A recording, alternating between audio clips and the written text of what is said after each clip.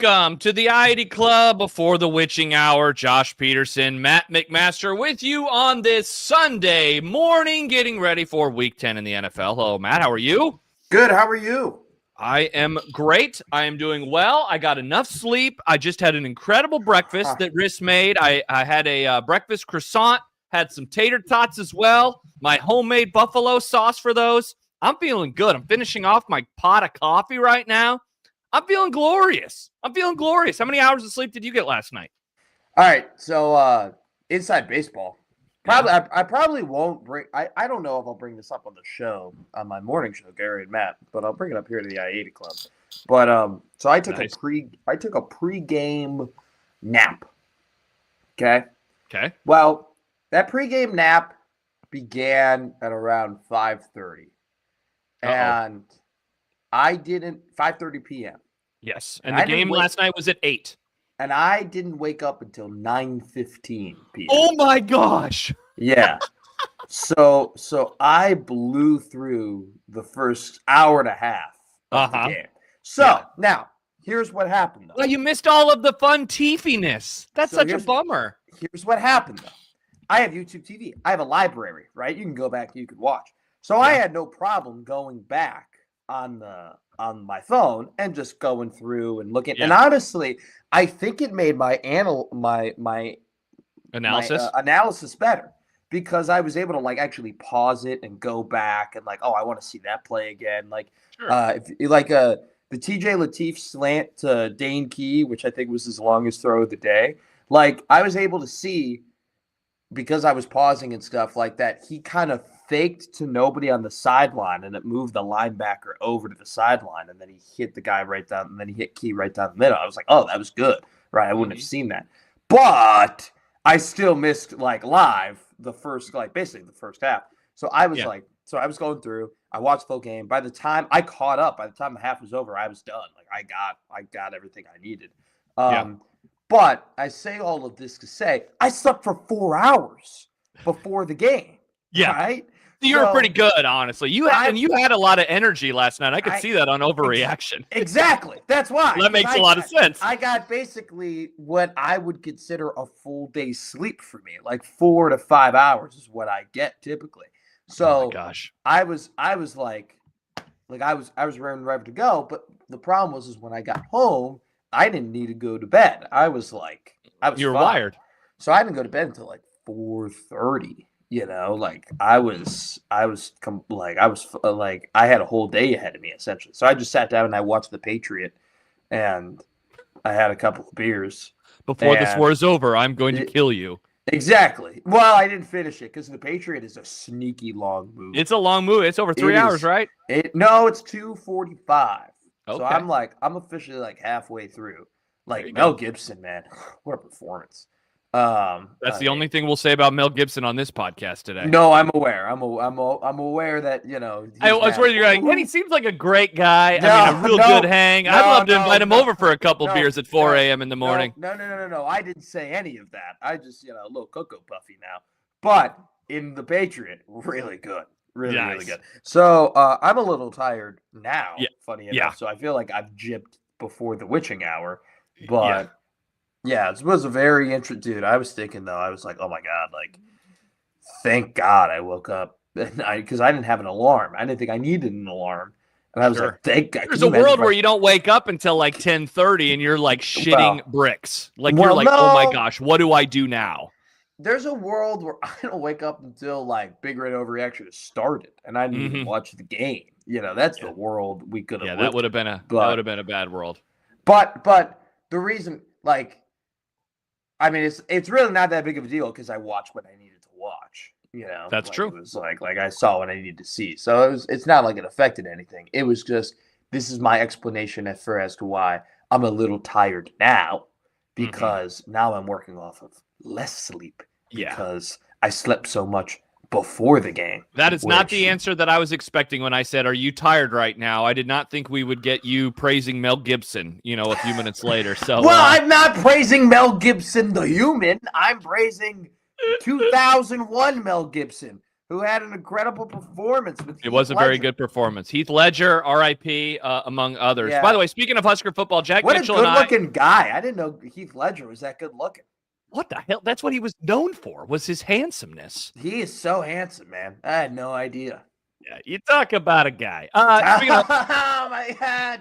Matt and I, we're going to go a little shorter today. We're going to be off at 10:20 because after Nebraska football, we'll roll with Jack Mitchell and yours truly at 10:30 this morning. So just stay right here on the I-80 Club YouTube channel, and we'll give you our recap of the 28-21 win by Nebraska over UCLA. So that'll come in less than an hour, which means, Matt, we got to get right into it. There's a game going on right now. The Colts are playing the Falcons. The Falcons are currently driving. They're down by 6 towards the end of the first half. This would have been a game, I think, that if it would have been in a normal window, we might have previewed. Yes, we would have. And instead it's on, and you probably have missed some of it because you've been sleepy this morning. But the Falcons trying to drive down and score. I don't watch. You hate these games. I don't watch European games, so I don't know. You're just gonna have to tell me how everybody looked. Yeah. Oops. You know, like, sorry. You're totally right. We would have talked about this game because correct. This is, I think the Colts are a fascinating story. And I also think to a certain extent, the Falcons are quite a fascinating story too, because their defense is awesome this year. And they have incredible weapons on the offensive end that you would think they would be able to take advantage of. Drake London's performance against the New England last week was one of the best performances I've seen from a wide receiver in the NFL in quite some time. Awesome.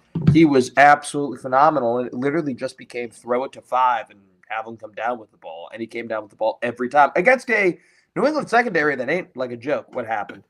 They literally just threw it to him, and he just scored a touchdown. So nice job by you. I mean, talk about a symbiotic discussion right there. London gets a touchdown, and now an extra point will put the Falcons up by 1 if they're able to make it. The reason, by the way, the Colts have 13 is they missed an extra point earlier. And Jonathan Taylor had a touchdown, which another guy who has absolutely defied my expectations in terms of what his season would look like. So it's that's a game I would have liked to have watched, but because it's in, I don't even know what it's in, Germany, right? Germany. Yeah, it's in Berlin. Whatever. You want to say anything about 1930s Berlin while you're at it there, Matt? You know what? I maybe March Matt would have made a statement or something like that, or you know, November Matt knows better. I'm okay. All right. Look at Matt. He's evolving and growing. Matt, all right. Growing up, Matt. If this is your first time, we bounce around. We look at 5 games in the NFL that are interesting to us. When our teams play, those are usually among the 5. The Cowboys are off this week. Thank God. I don't have to watch them make me sad. The Bears do play the Giants. That's in the noon window. Matt, what are the games that we are going to be looking at on today's show? Well, I think if you have eyes and a brain, you could see that, you know, the games that we are going to be talking about are very clear because this is a mid-ass slate. Wow. Tampa Bay, New England. Mm-hmm. We will be talking about Green Bay, Philadelphia. That's the Monday Nighter.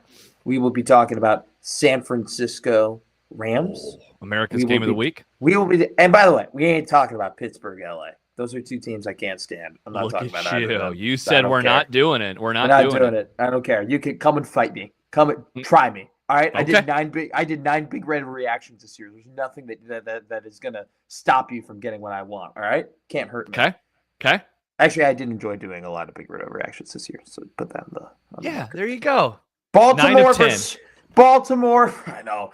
John's tried saying, yeah, the McMaster chunk is over. I go, buddy, that ain't a chunk. That ain't no chunk. Right? That's a season. It's called a football season. Yeah, I hate that. He goes, well, what's more than a chunk? And I'm like, you're going to have to come up with that, my man. You got a better vernacular. It's the whole pizza. You just did the whole pizza. Somebody took one tiny little slice of it away from you, and you ate the whole pizza. He ate the whole pie. You ever see that? He goes, I had this slice. He had that slice. I had that. No? All right, cool. We're doing Baltimore, Minnesota.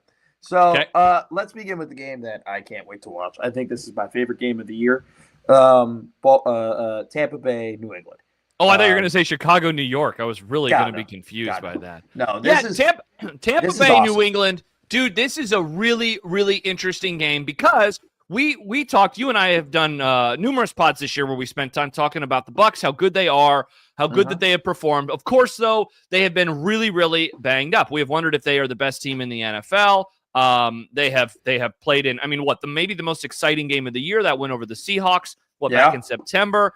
And now, because they had their off week last week, haven't got a chance to see them in a couple of weeks, and because of the injury situation, Matt, I feel like we haven't watched a real full Bucks team in a month. Well, and now they're playing the Patriots, and this is a team that has had a super easy schedule. They beat the best team that they played on the schedule, and that's, of course, the Buffalo Bills. They did that in Buffalo earlier this year. And now this is, a road game for them in an atmosphere that's not very tough, except that it is often warm in Tampa as it's cold elsewhere. And so, that's the biggest challenge here. Not so much the crowd or the environment, but the literal temperature on the football field. You hit it spot on. We haven't seen the Bucks in a while, which is why people are out on the Bucks. And I feel like I have to remind people, first off, I don't know if you remember my prediction, but I thought that Detroit was going to easily win against Tampa Bay. That happened. And I think Tampa Bay's going to beat Detroit in the playoffs, though. And I think it's just because Detroit had a massive advantage in the play action game. And I think Tampa Bay will be able to clean that up. But my point is that, Josh, because they lost that game, and then because they played the Saints, and then they've had a bye week, and then the injuries, we've been like, man, it's Tampa Bay. When we talk about contenders in the NFC, we're like, well, Green Bay's got to get their crap together, and Detroit, they just had a bad week. They'll be fine, and I feel like we're not mentioning the Buccaneers should be no, the Bucks are the team in the NFC. We shouldn't be talking about whether or not San Francisco is going to get healthy. So they're fascinating to me, and then New England's fascinating to me because Drake May has been playing like an MVP the last 4 weeks, but I know that Drake Maybe is still there. I know that when he plays some better defenses that he will be more prone to making mistakes, and this is going to be a game where I think it's going to take about 3.5 hours to get done. I don't think either of these teams are really going to run the football. First off, they both have great run defenses. Tampa Bay is 5th in rushes, EPA against the rush. New England is 3rd against the rush in EPA. We talked about the injuries. Still at this point, Bucky Irving is out. That's going to be tough. Sucks. Tampa Bay had a really good run game with White and Irving before Irving suffered an injury, and now it's kind of been whatever. But I think that these are, what would you say, 2 of the best 6 teams in the NFL? Oh, that's a good question. 2 of the best 7? Yeah, I think, and maybe I'm an idiot, man, and just doubting them a little bit longer. Them being the Patriots. Sure. I almost want to expand the 10 to the 2 of the best 8 or 9 teams in the NFL. But I will admit that some of that is I know that they beat the Bills. I just need to see it over the course of the season. I think going into the playoffs, I'm going to be really happy to pick against them and the Colts in terms of against the spread or anything when we're doing predictions. Yeah. Because I'm not going to really buy. I think the Colts can win a playoff game for sure. I don't think either is a true contender to win the AFC, but it's not really a long list on who can win the AFC. And I don't know. The list in the NFC seems a whole lot longer. So that's a long-winded way of saying, yes, I like what you said there, too, in terms of focusing on the run defenses. A couple stats for you. Love it. Patriots have not allowed an opposing running back to reach 50 yards in a game this year. They are the only team to do so through the first 9 games of a year since 1950, which is an insane stat. Also, the Bucks. So you mentioned the lack of running game that we could see. I would say this, though. Bucks have given up 5th most rushing yards per game to the quarterback position. And Drake maybe has a little scoot to his game. He does got a little scoot. I'm with you, man, though. I think that this is going to be a really good one. And my priors tell me the Bucks are a better team. And so if they win, I will say, see, I thought it all along. The Bucks are the better team. I will say, though, if the Pats win this game, I do think that I'm going to have to start starting to think long and hard about them being a true blue contender in the AFC. Again, I still don't think that they are at that level, but if they get this win, even with all the injury concerns for the Bucks, it's going to be hard to argue. That'll be 2 really good wins this year over actual contenders. Here will be a big factor. So New England is 3rd in the league in sack percentage. So they give up a sack on 10.4% of dropbacks. Okay. And Tampa Bay is 10th in the league in sack percentage on defense, meaning they sack the quarterback about 7.4% of the time when the quarterback drops back. But Drake May this year has been one of the best quarterbacks in the league under pressure.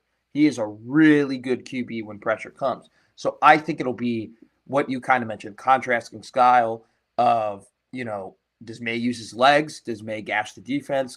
How does he handle pressure? How does he escape pressure? And then you're facing Todd Bowles, man. So how much pressure does Bowles send in general? Does he dial up the heat? Does he go against his better instincts?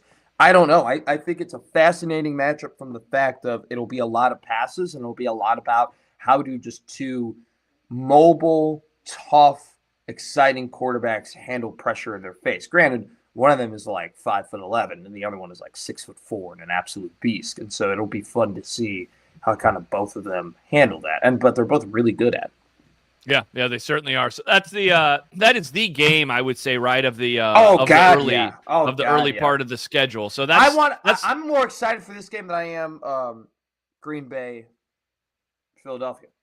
Really? Wow. Yeah. Okay, that's interesting. Because I think I know what I have with Green Bay and Philly. Like I think I get that. So this is more of an unknown situation because of the two teams. Okay, yeah, that's fair. That's fair. I regardless of who wins, Green Bay or Philadelphia, I think that you're looking at two of the three best teams, two of the four best teams in the NFC, right? Where I don't know, if Tampa Bay ends up dominating New England, I'm gonna have to show some weight. We're all gonna have to show more respect. Yeah, Tampa, we certainly will. I think the winner of this game is going to earn a lot of our respect. So that one should be fun. Let's stick in the noon hour. Let's get to your game, Matt. Bears Giants. We don't have to spend too much time on it, obviously.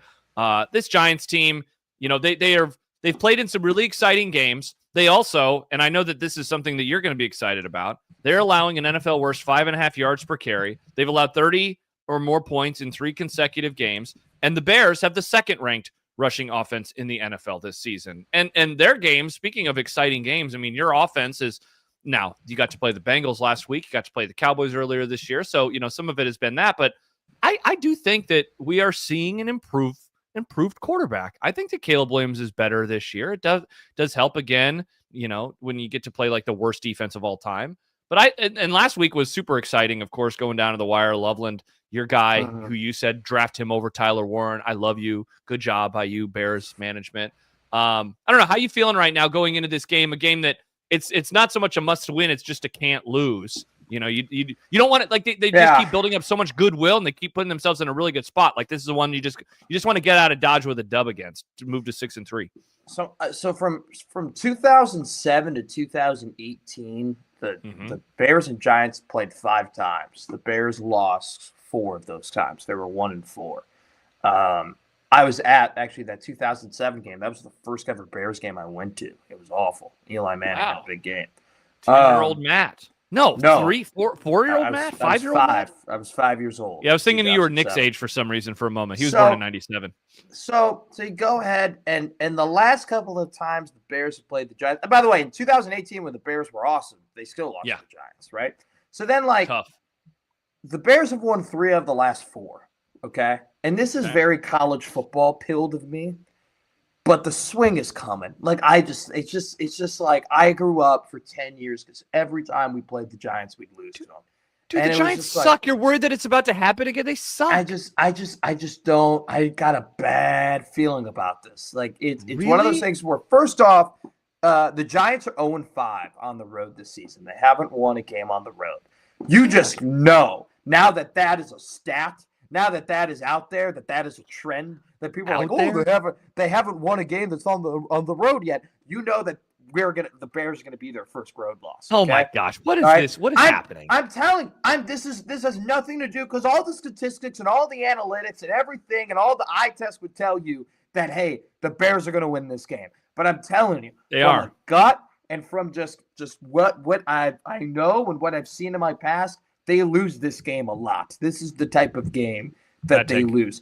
And I think that Jackson Dart, look, what gets lost in the Cincinnati game, it was a terrible game in terms of my health. I mean, my heart rate was all the way up to 130. It was stupid. You sent a few texts my way. And I'm glad that they won that game. But what gets lost in the sauce is that they have given up Gardner. 70. No, he's in Indianapolis. Okay. What gets lost in the Sauce Gardner is that they've given up 72 points over their last 2 games, and the 2 quarterbacks they played were Snoop Huntley and Joe Flacco. Okay? Yeah. That's a problem. That's an issue. So you're worried that Jackson Dart's going to keep the train rolling against the defense? Why? I mean, okay, look, that's fair. By the way, talk about banged up. Like, Josh Blackwell's out. He was having a great year. TJ Edwards is out for this game. He's been having a great year. DeAndre Swift is questionable, but it's like his job has been taken by Kyle Managai, so it doesn't matter. It seems like, I mean, Kyler. They had Kyler Gordon go on IR, which is brutal. Like, that's like the secondary is just been absolutely beat up, and the only time they had a healthy secondary, they look great.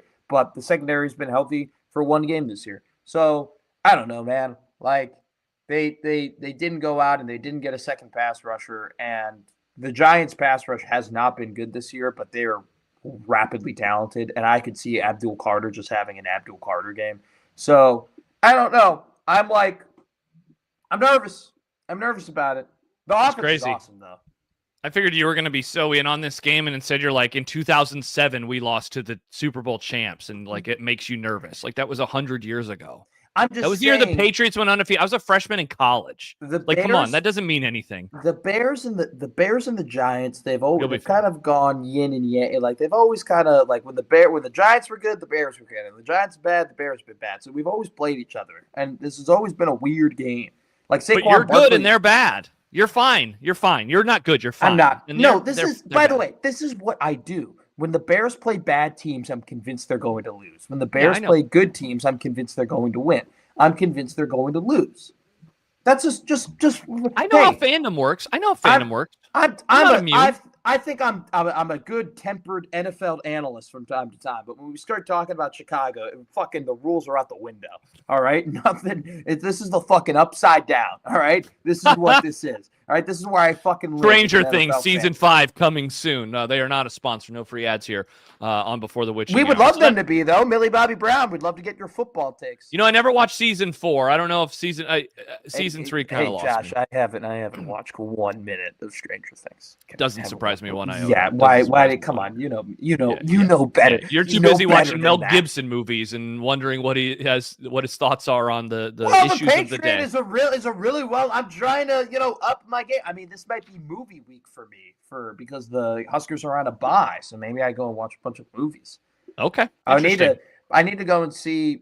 You know what? I should have a week where I watch all of those musician movies. Biopics. There's so many of them. Yeah, I wouldn't do that. There's the Elton John one. There's the Bob Dylan one. There's the Bruce Springsteen one. Bob Marley. Watch Walk Hard. Watch Walk Hard, and I think that you'll be covered. Like, Walk Hard is a great representation of what those movies are. You'll be good to go. I'm going to watch Bruce Springsteen, though. I'll loan you my Blu-ray. We got about 25 minutes left because, again, we're going to cut it a tiny bit short today for post-game with Jack and myself. So let's get to our other games, Matt. We have one more in the noon window.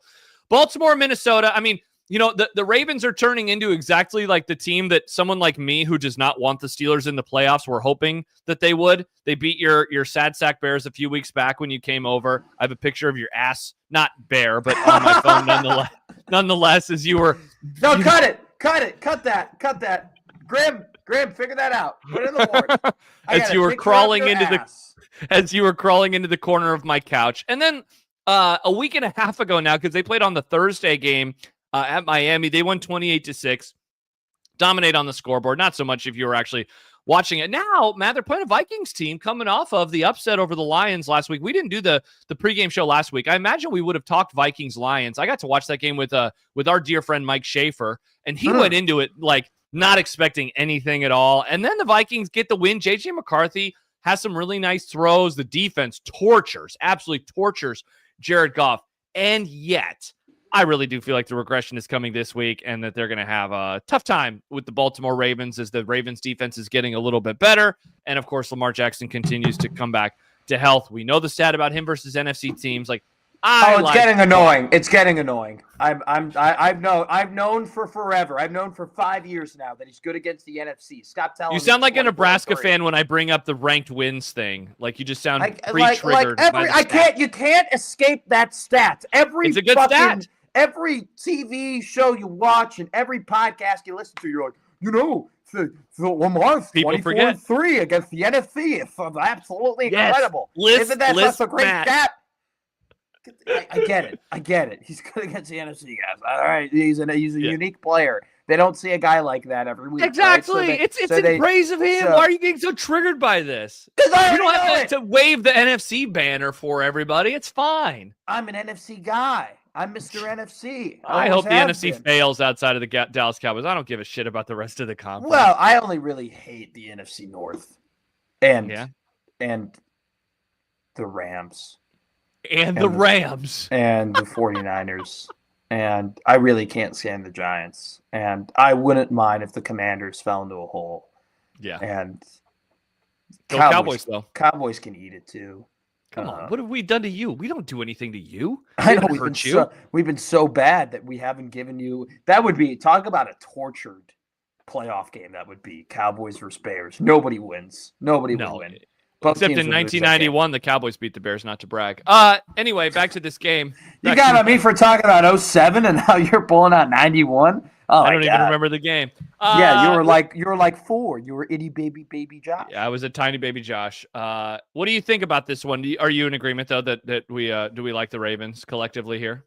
I was wildly impressed by J.J. McCarthy in the first quarter and a half of that football game, and then he turned back into, okay, this is probably what he looks like closer to that. But like the first half, he looked awesome. So good for Minnesota in that regard. They're going to need that all year. Baltimore, the defense is still bad. It's still not great. But they did this last year, Josh, around this time. They made some adjustments on the defensive end, and they ended up being a lot better to end the year. Correct. Than they were to begin the year, and maybe they're doing the same thing. Maybe it's just kind of a Harbaugh thing now, where it takes them 10 weeks to figure out. I'm not being sarcastic. Maybe it does take I'm with 10 you. weeks to figure out like what they really need to do to have a good defense. And look, their defense was much improved when Roquan Smith came back too. Like Roquan isn't the All-Pro Bowler that he once was, but he is still really, really good. And the depth on that Baltimore team, especially on the defensive end, isn't there. They were pulling people off the practice squad that nobody ever even heard of to start some of these games. And so now they've gotten a little bit healthier. Lamar is still Lamar. Can Derrick Henry find another gear? Right? Like it's one of those things where, do I look at Baltimore as a team that can beat the Chiefs, that can beat the Bills, that is going to end up being a Super Bowl team? No, I think I just think they have too many issues, and I do kind of doubt the weapons they have on the outside. Once again, it just seems like they cannot get the wide receiver position fully figured out. Outside of Zay Flowers has been good this season. I like Minnesota in this game. I don't know. There's just something about I think that they're just playing good football. They're just playing better, and I think that this is kind of one of those things where we're all shifting toward Baltimore, and Baltimore's becoming the sexy. All right, look out, they're coming. They're gonna. We've been doing that for like a month. We were like, wait until Lamar gets back. They're gonna be the team. Yeah, and I think this is kind of just Minnesota's just been playing better football overall this season. Then Baltimore just comes out and beats them. That's how I see it happen. So we disagree on that one. Interesting. Let's get to the late afternoon window, Matt. 49ers, Rams. We saw this game, a month and a half ago on Thursday nighter. That was a weird-ass game. Rams were huge. They always play weird games. Hey, you ready for this? You ready? How about this stat? I saw this on ESPN.com. The Week 5 match was the 8th game, including playoffs, between Sean McVay and Kyle Shanahan, decided by 3 or fewer points, which is tied for third most for any NFL coaching matchup in NFL history. It's like these teams always play in games that go down to the wire. That one was no different. The Rams certainly gave it to the 49ers. Like, they fumbled inside of the 5. They very much had a chance to do it. Mac Jones I can't believe that he finished that game. Remember, there was that moment. Oh, my God. Like, he came out. Adrian Martinez is about to go into the football game, but the injury or whatever the hell was going on with his knee happened right around halftime. And so they never had to worry about that. And the 49ers, still the story of them is how banged up they are and how they just continue to win these games, though what was it? A couple weeks ago when you came over, that was one of their I'd probably say their worst performance of the year, right? Yeah, that 26-15 loss versus the Texans. They rebounded last God, week against. They weren't even competitive in that game. We never even turned that game on. No, and I barely watched last week's. Honestly, I barely saw any of the Giants game, but they put up 34 points. They went 34-24. Yeah, and so good. McCaffrey looked great. Yeah, and dude, Christian McCaffrey this year, where is it at? 100 scrimmage yards in 8 of 9 games, which is 2 more than any other player in the NFL. My best friend's a 49ers fan. He was over yesterday, and we were talking about the 49ers, and he said that there's like a running joke right now within the fan base of Christian McCaffrey is healthy, but because of that, you have to trade all these other guys' health away. And so that's why everybody else is hurt except for Christian McCaffrey. And honestly, if you're a 49ers fan, this is what you would rather have it be. Yeah. And they keep picking up wins right now. Well, he's not running with the best efficiency. I don't mean to be the Debbie Downer here. He's only averaging 3.5 yards per carry. But you're right. The fact that, Pearsall's been out and Kittle's been out and Jawan Jennings has been out, and they just haven't had these guys. Like he has been very, very important for them. And Kittle being back has been really good for this team too. San Francisco, man, like Mac Jones. What a story, there's nothing that Mac Jones does that Brock Purdy can't do. And so therefore there's that's Super Bowl participant Brock Purdy to use. But no, I'm saying that's not an insult, where I'm saying Brock Purdy should be the starting quarterback. I don't think Mac Jones just brings another element to this team. He just executes the offense, which is what I think Brock Purdy does.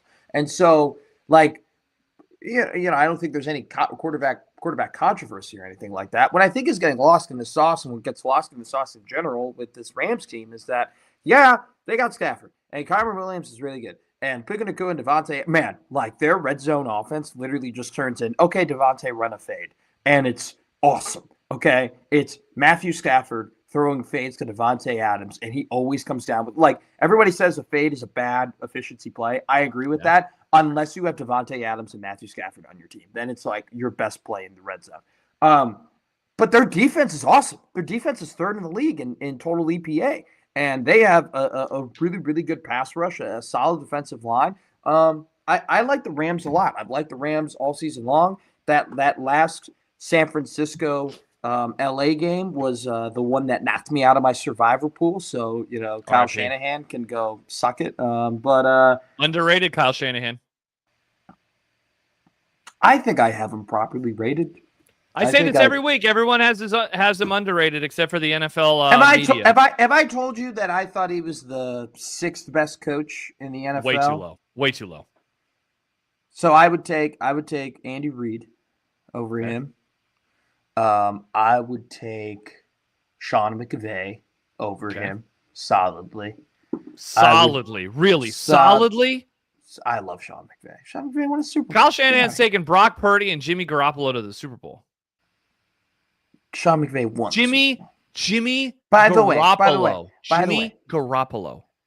Sean McVay took a bad Jared Goff to the Super Bowl. Okay. Here? Bad. Let's settle. He was not as good. Don't act like he was as good as he is now in Detroit. I'm not saying that. I'm just saying he wasn't bad. He was a good quarterback in 2018. Sean McVay, Andy Reid. Yeah. Yeah, he is underrated because I don't think that's the list. In my opinion, we have gotten to the Kyle Shanahan area. See, but here's the thing. I think Harbaugh. No, neither of them. Mm-mm. I don't like Sean Payton, but I think probably there'd be people who put Sean Payton over him. Sean Payton is in the Mike McCarthy, Mike Tomlin tier. They're dining off of one Super Bowl, but overall they're the most the same. I like Vrabel more than I like Shanahan. I don't care. Wow, that's a wild. But then I put Shanahan. All right, so you had him what, 4th? 4th, because I don't put. I'm not putting. Anybody who says, "Oh, Dan Campbell." No, I ain't put Dan Campbell over. Oh, you and Schaefer, your hatred of Dan Campbell. That guy's a good Dan coach. Dan Campbell might be the 4th best coach of the NFC North. Okay, now we're just being idiotic right now. We're being idiotic for the sake of being idiotic. Let's settle down. Let's settle down on those types of words. I can't stand the Lions. God, it is so funny. The Lions have gotten under the skin of the NFC North in a way that is so funny. By the way, multiple comments in the Discord server. My wife, Vrabel, not a top 3 coach. WTF? Brendan says like Vrabel over care. Shanahan is a wild take. Yeah, Vrabel, speaking of dining on, like, he took the Titans to the 1 seed, which they promptly lost in their first game against Cincinnati. And then he also had that magical run to the AFC Championship game, but no way in hell. He is a great game manager. But he's fun, and like he's a former player, and he's Husky hot. Come on, Josh. Yeah, I'm not disagreing with any of these things. But I'm wrong. Hey, I'm wrong. Okay, Kyle Shanahan's better coach Mike Vrabel. I was just trying to. No, he is. I said you're right. You were right. I hate it when you were right, but I love it when people tell me I'm right. Well, because I think he's probably top 5 or top 6, but he really is probably the 3rd best coach in the NFL. You're right. I don't know if I'm like you when I sit down and I go, I'm going to rank the coaches. I don't really rank the coaches in my head all the time, but you are correct. I cannot wait though, by the way, for the College World Series when we rank all 32 NFL head coaches. It is the most anticipated segment I have ever done in my life. Is it really? Is that the most anticipated? You don't think that's going to be fun when we sit down at the Omaha Baseball Village and we spend an hour and a half ranking all 32 NFL coaches, and everybody at the Chuck gets really mad that we're not talking about baseball? Dude, they are going to be so pissed. That will be, and it'll take the whole damn show, which will the make whole show. It will be awesome. Yeah, we'll have a great time. And by that point, it won't be snowing anymore. It'll be 100 degrees outside. Matt, let's finish up the pod this morning, and we apologize for cutting it short for everybody. But again, a reminder, after Nebraska football, Jack Mitchell, yours truly, starts in about 20 minutes as we recap Nebraska's 28-21 win over UCLA last night. We get to the Monday game, which, by the way, for those who have missed it, if you have YouTube TV, sounds like they had discussions yesterday. Today is like kind of the drop dead date for if they don't get a deal done. Us YouTube TV subscribers are going to get $20. Thank you very much, YouTube, for the $20. I don't know, man. Like, I still think that they're going to get it done by tomorrow because, like, this is a freaking massive game. This could decide the 1 seed in the NFC. I don't know if it will, but it absolutely could. Depending on, if either of the teams win this one. You know, we talked earlier, Matt, about the Bucks and how it's like, wow, we haven't really seen them in a couple of weeks. The Eagles, in terms of what led up to their off week, which was last week, for those who don't remember. So they lose to the Broncos, they lose to the Giants in back-to-back weeks to start October, including a Thursday night game. Both are bad losses. The Giants one was atrocious. They go on the road. Terrible. They got dominated in that Giants game. I was like, what the hell is this? And so they go on the road. They beat Minnesota, and they were up by more than they ended up winning by. They won by 6, and then they skunked the Giants, and that's the game that Cam Scatterbu gets hurt. Though that was also the game that skunking them before, yeah, and also we got bonus triggered because they had that terrible tush push officiating when Jalen Hurts fumbled, and they just let him keep the ball. But anyway, Darius Slayton OPI was ridiculous as well. I say all of that to mention that, like, the last time we saw them, it seemed like they were figuring things out. They scored 28 and 38 points in back-to-back weeks after a couple of 17-point performances where, really the first month and a half, it was like, what the hell is happening with this offense? They started finding themselves. Do you think that is the real, is that real? How much of that is real is maybe the way that I'm going to ask you this question. I think it's real. How much of that is real? I think so too. I don't like it. I think it's very real. I think that they had an offensive identity from last season heading into this season, and I think that they correctly, with new coordinators, said, all right, we're going to stick with it. We're gonna run this ball, and we're gonna kind of win behind this offensive line. And when you need to throw it, we'll have you throw it. But you didn't really need, like, Jalen Hurts was great last year. Don't get me wrong, but it was the Saquon show. I think they found out. So this year, I think. Well, that's the thing. They found out in the first half of the season. All right, Saquon just doesn't have the legs. He just doesn't. He just carried the ball too many times last year. The wear and tear has kind of hit him. The offensive line's still really good, but it's just it hasn't had the same effect. So yeah, they finally found the downfield passing game, and Jalen, A.J. Brown has come onto the scene. But I love Devonta Smith. I love him. I think he's awesome. He's fast, he's long, he's lengthy, he can make contested catches, he runs every route in the route tree. You go ahead, you watch Eagles games. They do a great job for whatever reason in Eagles games showing the individual routes. Like, it just seems like he's always open. He's really, really good, and so they found some strides with him. And they have a cheat code in a play on short yardage situations that should not be allowed for The them to refs use, literally yet they awarding use them it. first downs now. It's really Yeah, exciting. Like yeah. that's awesome. I mean, they found a cheat code. They're like now, like short yardage does not exist anymore for the Philadelphia Eagles. This is No, a it's real first thing. and 8. Every drive begins and it's first and 8. I would say it's even first and 7 because it's Jesus like Christ. if it's 3rd and 3, you can run that play twice, and more than likely you're going to get it. Mm-hmm. It's crazy. God. So it shouldn't be. I mean, look, I was pro tush push until they just, which by the way is weird.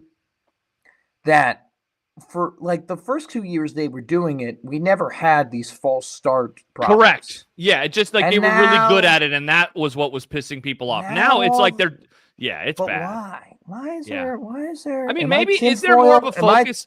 Am I tinfoil hatting here? Like, why all of a sudden it's so hard to officiate? Well, either that or maybe there is more of an emphasis from the broadcasters on the fact that they are moving early now. Like, maybe, but it's bad. I mean, it's awful now how much they just don't call the false starts. And by the way, that should have been a fumble. It's crazy it wasn't a fumble. Yeah, it's absolutely ridiculous. But Meanwhile, I think they found themselves. Yeah. Go ahead. Meanwhile, the Packers. So here's the argument for the Packers. When they play good teams, their level of play is at an incredibly high level. Famously, they had the win over the Lions all the way back in week 1 that people are still, and myself included, I think about that win. Like, all right, it's hard to forget it. And then, look, I think the Steelers are mid as hell, and then they beat the Colts last week, and I'm like, all right, maybe the Steelers aren't mid as hell. They still are. But anyway, Green Bay goes in there and absolutely kicks their tail for the final half hour of that football game. I mean, they just destroyed them. But when they play bad teams, Matt, oh my God, they lose and they look like garbage. And like, that is the thing. I don't think ultimately, and maybe I'm wish casting, I don't think that they will win the Super Bowl. I hope that they don't win the Super Bowl. But Jordan Love is you and me, brother. He is not it, man. He is not it. And yet I could see watching tomorrow, it's like, wow, Jordan Love and the Packers beat the Eagles by 10. They're the best team in the NFL. And it's like, man, I just got to see it consistently against the good and the bad. But like, if you can raise your level of play, guess what? In the playoffs, you're only playing good teams. So maybe they'd be able to get away with it. I don't know what explains just this up and down nature of this franchise. It's like a college team in that they play really well and really poorly versus good and bad teams. All right. If I ask you, where do you think the Green Bay, because everybody, like, this is the whole eyes thing, right? Visually, the Packers offensively look lost at times, and the play calling has not been good, and there's way too much of an emphasis on the screen game. But from a stats perspective, if I ask you, hey Josh, guess me where you think the Green Bay Packers rank in offensive EPA this season, where would you put them? Where would I think they rank? I would probably guess that they're closer to like middle of the pack. I'll say 11th. They're 3rd. Wow. They're 3rd in offensive EPA this season. If I ask you, hey Josh, where do you think Jordan Love ranks on QBR? Well, now I'm going to guess 3rd. I'm just going to guess 3rd. Just QBR. But where would you think? Where would you probably? Now you've kind of given it away a little bit, so now I'd probably guess like around 5. So I would have thought he was like 12. Yeah, like I would have guessed like 12 or 13. Yeah. He's 6th. Yeah, he's 6th, exactly. and like it's one of those things where we're all watching the same thing, and we're all like, God, Green Bay could be more. They could be better. But yet we talk about them as if they're bad, but they're still really good. It's just they're a fascinating team because it's almost as if like you have a college football player who's like a 5-star and he's wildly talented. And you're like, he's playing good football, and he's actually coming away with results. But yet sometimes he gets sacked 9 times. And you're like, there's more in you. Give me more. I know it's there. It's not good enough. Give me more. And you're like, why are you getting so? Everybody's asking you, why are you getting so upset? Why are you getting so upset? He's actually playing well. He's having good stats. And you're like, there's more. There's more. Give me more. I know there's more. And then they're like, it's got your story to tell. You're an asshole. And you're like, whoa, how did that happen? What do you mean? I was just here. I was just doing my job. It's my job. What are you talking about? So that's what Jordan Love is. Yes, that's what the Green Bay Packers. I picked the Eagles, by the way. 2.5 points in my pocket. I'll take the Eagles. It's never a dull moment hosting with you. No. I will take the Eagles because screw the Packers.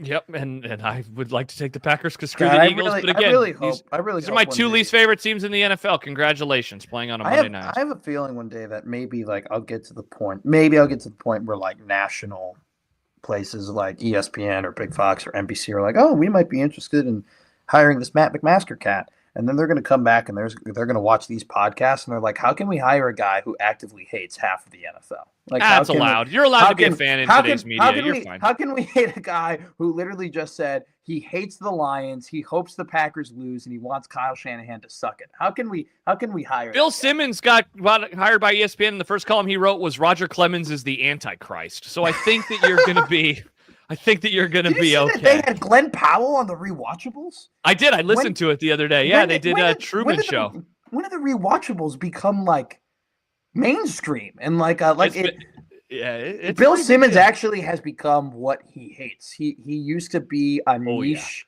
cult little thing that now has turned into mainstream popularity, and that's the exact type of shit that he can't stand. He loves his niche cult shit.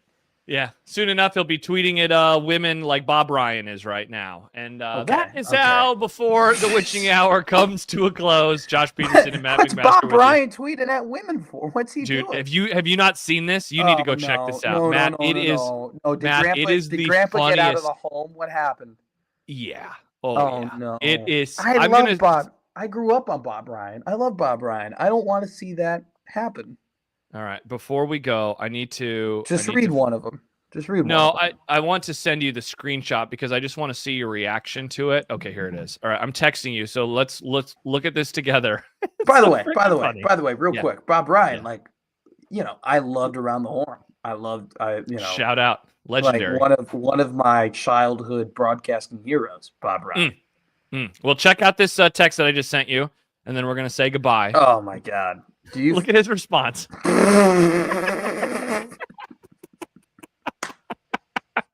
Yeah, that's what Bob's doing today. First off, though, I'm gonna be real with you.